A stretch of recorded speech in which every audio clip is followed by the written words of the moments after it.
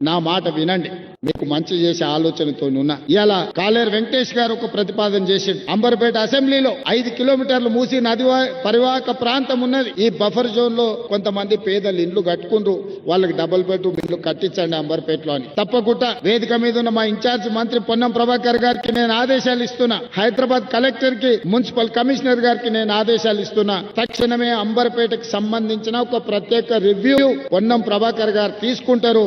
మీరు క్షేత్ర స్థాయిలో మొత్తం పర్యటన చేసి ఈ ప్రాంత ప్రజలకు అవసరమైన ఏమేమి కావాలో అన్ని ఆలోచన చేయండి. వాటికి సంబంధించిన ప్రణాళికలు సిద్ధం చేస్తే డిసెంబర్ 9 తారీఖు లోపలనే మీకు అన్ని అనుమతులు ఇచ్చి నిధులు కేటాయించే బాధ్యత నాది. 2 నెలల్లో క్షేత్ర స్థాయి పర్యటన చేసి అన్ని అంచనాలు తయారు చేయండి. ఆ అంచనాలకు అనుకూలంగా నిధులు డిసెంబర్ 9 తారీఖు లోపల మంజూరు చేసే బాధ్యత నేను తీసుకుంటా. కాలేరు వెంకటేష్ గారికి నేను సూచన చేస్తున్నా, రాజకీయాలకు అతీతంగా మీ నియోజకవర్గాన్ని అభివృద్ధి చేసుకోండి. నేను సహకరించడానికి సిద్ధం. మనస్ఫూర్తిగా దసరా పండుగ సందర్భంగా ఈ నగర వాసులందరూ మూసీ నది పునరుజ్జీవం కోసం సహకరించండి.